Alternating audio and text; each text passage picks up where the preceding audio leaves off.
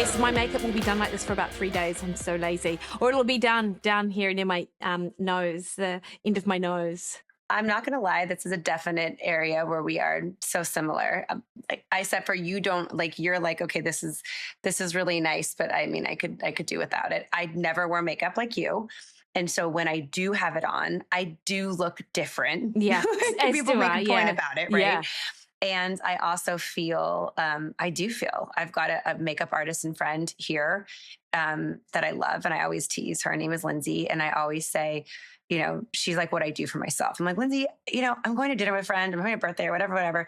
And can you just do what you do? I mean, and it is so transformative for me. And I make that shit last as long as possible. I wash my face, but I don't wash it too hard. So I like it. I like it just enough so I can still have like exactly what you have right now, which are just like your eyes are just popping. I can't take my eyes off of you. It looks really good. So there's just something about, you know, just kind of accentuating like your look a little bit. And so I love it. You know, it's funny, isn't it? Because one of the things I feel really grateful for is that I never was only known with a made up face. So that actually makes social media and the spontaneity of it and the ability to just sort of like get on and be really genuine so much easier, because you don't have to make your face up before you get on. It's not like this is the only barrier anyone ever has. But if that's something else alongside everything else, it's like you'd never get on and sort of do your stuff. So but like it's fun to get makeup on, but it's funny. What I'm seeing is like, oh, my eyes look like pandas, you know, and you're like, oh, they're gorgeous. And I'm like, oh, they're so dark. So it's funny, isn't it? Different perception. I like it. And I like that you are just going, cool, Jess. I'm glad that you like it. You know what I mean? I think like a panda, but you do, it truly looks really good. I think that they did a great job. And I know you were on TV this morning. And so they probably had to do a little extra because you have all the lights on you. And, you know, well, it's funny. Like stage makeup a bit, right? Yeah, because when they text me last night to say, arrive at this time and have your hair and makeup done, we can do touch-ups. And I'm like, and then I arrived this morning and I'm like, I know I got that text. I don't do makeup. So, and I don't mind. Like, I don't think, and they're like, oh, this is because we don't have time. I'm like, it's okay. Like, I don't need, like, I'm happy enough with whatever it is that you've got time to do is great. And they end up, because they're so lovely, the ladies who do the makeup at TVNZ, they just spent 15 minutes just doing something nice. And then, here we are. I love it. Well, it's pops and it looks great. Yeah. And thank you, Lindsay, and all the makeup people out there that make us feel like just a little bit more extra, because sometimes we all need that. We were, this podcast is kind of a continuation to our Strength Renewed kind of mini blueprint, you know, for everybody listening. This podcast is really designed for us to have, you know, like friendship talk mixed in with health talk and wellness talk, but it's also really, really designed for you to not feel stressed to listen to us, because it's 20 minutes, you know what I mean? And we make these podcasts like something you can listen to when you're dropping off, you know, your family or you're heading to work or whatever. And so this concept of this like a little mini blueprint we put out was, you know, one of the episodes was about this connection piece, because this is really real to me. I always feel if you want to change the energetics of something, or you want to, quite frankly, and I have lots of friends that are working in, you know, corporate America, if they want to enhance the authenticity in their relationship, you have to kind of practice. You got to go out there and talk to people. And so we sort of talked about like how you can do that a little bit more, 1 or 2 ways to do it. That's why it just doesn't feel overwhelming, because sometimes we're like, I'm not going to do it. If it feels too overwhelming, I'm not going to do it. So we talked about that. And then as you always do, the most fabulous way of bringing back it to the basics of nutrition and food, and not overcomplicating it, and reminding us that you can have sweet potatoes and rice and have them when they're warm and delicious and right out of the oven or right off the pot. But if you are so inclined, they're a little bit, your body's a little bit able to slowly digest them. If you have them the next day, which I did today, and I felt like $1 million. So thank you for that reminder. I had my rice and chicken. Oh, lovely. Lovely. And I heated it up. Yeah. I cooked it and I did exactly what you said. Nice. And it works. Yeah. This sure works. And so the other piece of this is, of course, the movement piece, the strength piece, the continually kind of debunking some of the health myths out there around strength training, and this continual concept of, I have to lift like the most heavy weight every single time I, go into the gym. So which Jess, is where does kettlebells fit? Where do kettlebells fit? Not where does. Where do kettlebells fit? Because I bet you get that question a bit. I do. First of all, thank you for calling it a kettlebell. It is like the biggest thing in the amount of times that people call it a kettlebell is unbelievable. Like, I'm literally like, it's a bell. It's called kettlebells, and that's so there. But I've always liked them because I kind of feel like they marry the two most basic parts of fitness, which is cardiovascular work and musculoskeletal health. So forever people are like, well, I'm going to get in, I'm going to do the treadmill, and then I'm going to go lift, or somewhere in that order. Right. And I just thought, well, for this, like, when I first got really into it, before I became a world champion in kettlebell sport, I thought, well, that's kind of cool. Like, it was introduced to me as a way to bridge those two things, right? Like, here you can kind of get your cardio in, and you can also get your strength in, and you can do them relatively efficiently, like literally. Sometimes my workout is 18 minutes, sometimes it's an hour, right? Sometimes it's 30, but it's never more than that. And it doesn't have to be, because it kind of gives you that full total body, exercise, but it also gives you you're working all the muscles, and it's also very cardiovascular.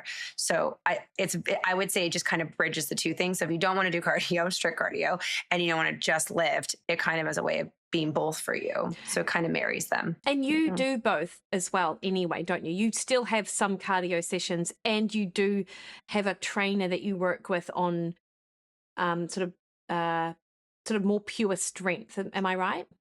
Yeah, I do. I still have, you and I always talk about this, right? Like, all of us in professionals, we all have our own coaches in every area, right, of our life. But I do have a strict strength coach.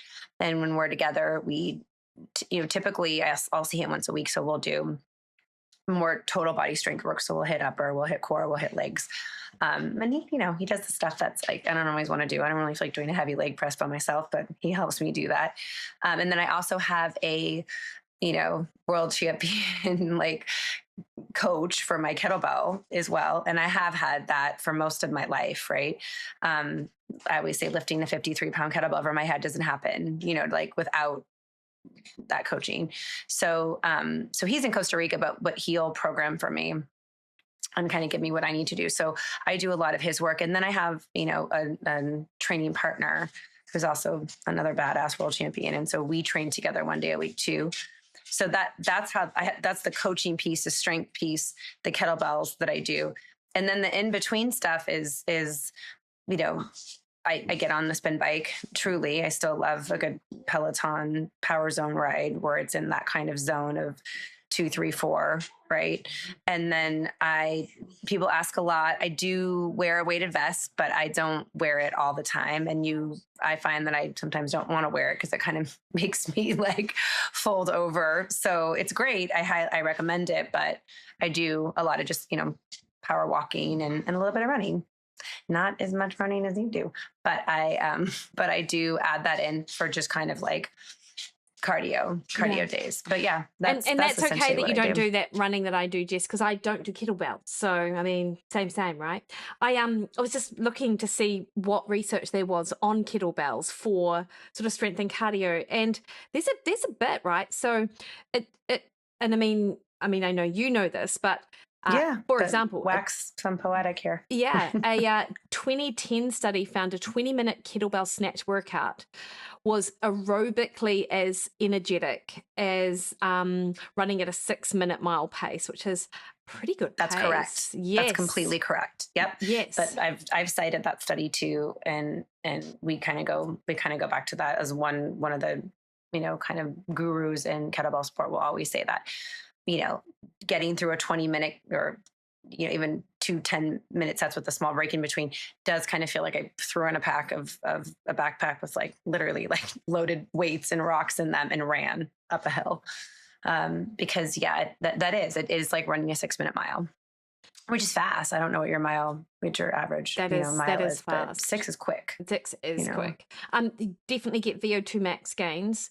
So certain like snatch protocols improve aerobic capacity in as little as 4 weeks. This is another study.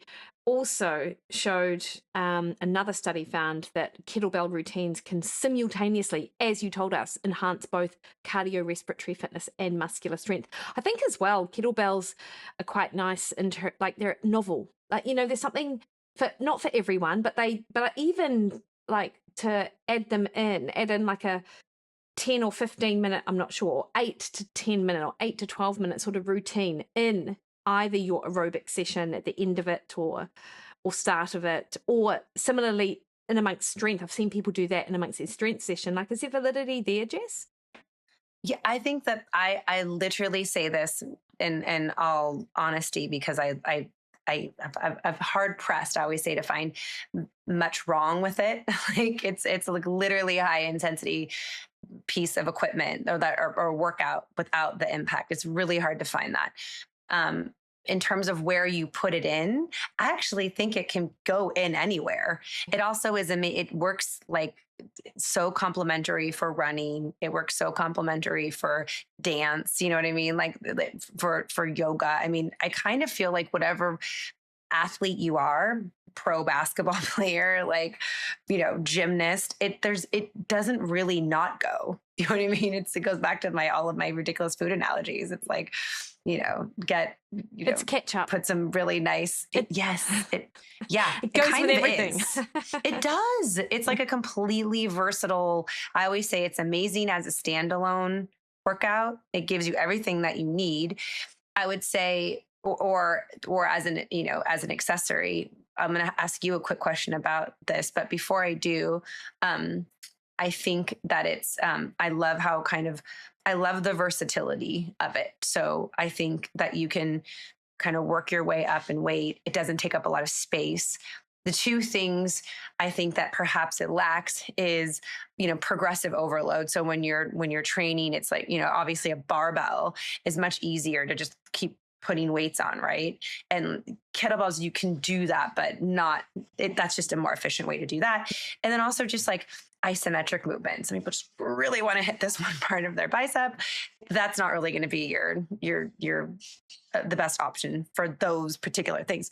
Other than that, I think it covers the majority of bases. And in the spirit of a strength renewed blueprint of sorts, with just, some things to be mindful of in these pillars that we're talking about, I like putting it in because it just keeps it very straightforward. You don't have to worry about what time of day you're doing it or where you're putting it in with your workout, or even, quite frankly, how long you're doing. It's really one of those things, like doing work with kettlebell is better than not doing work with kettlebell. Yeah. Like, only have 5 minutes. Well, great. 5 minutes counts. No, totally. I remember Tim Ferriss used to talk about his 20-minute Tim Ferriss routine. is great for this. Yeah. He made that whole concept super famous. VO2 max. When you have clients, when you're talking about that, what's the easiest way that you describe that? It's basically the maximum rate at which your body can take in, transport, and use oxygen during intense exercise. Because I'm not an exercise physiologist, I just chat GPT'd that to make sure I got that correct. I'm glad you did. Yeah. I wonder just if it came up when you were looking at the studies around kettlebells, when you had, if that was that statistic. That's what I kind of was wondering, if you were, when they're talking about VO2 max, what are they saying? That's what they're saying. VO2 max? Yeah. Good. Maximum rate at which your body can use oxygen, or use and transport oxygen. Yeah. And so it's like, do you have a watch tracker, Jess? Like a Garmin or something? I don't have a Garmin. I don't have an Apple Watch. Oh, yeah.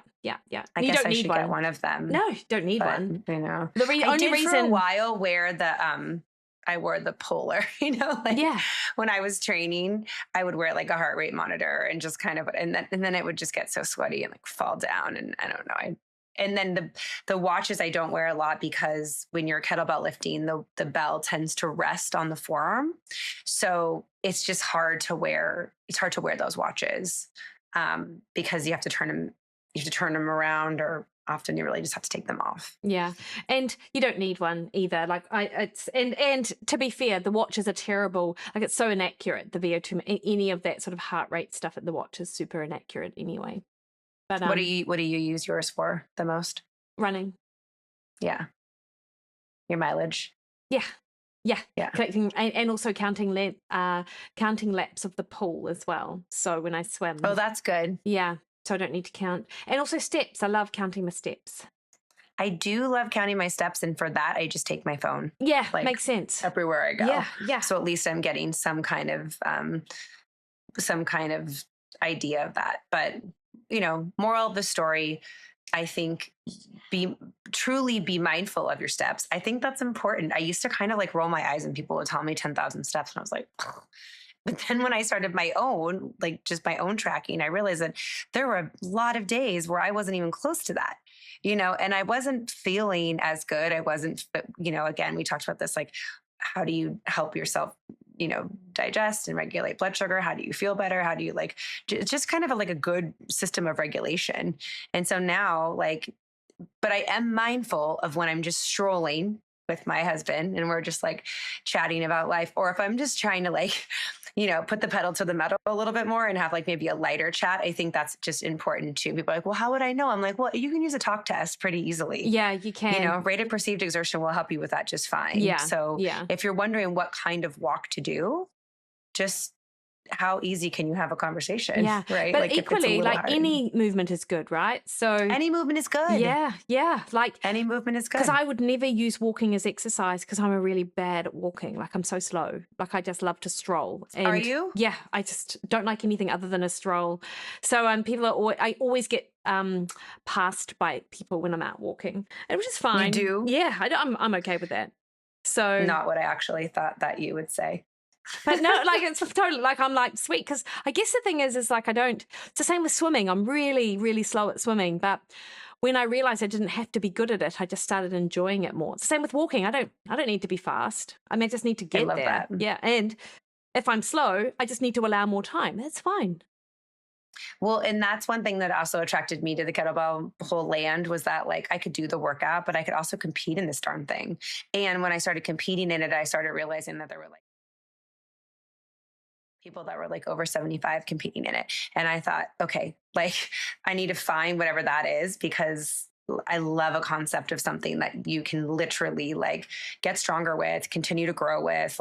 There's not an end point to this, truly. I have seen some of the best lifters ever, and they were much older than me. You know what I mean? And I just thought that's amazing. Keep that going.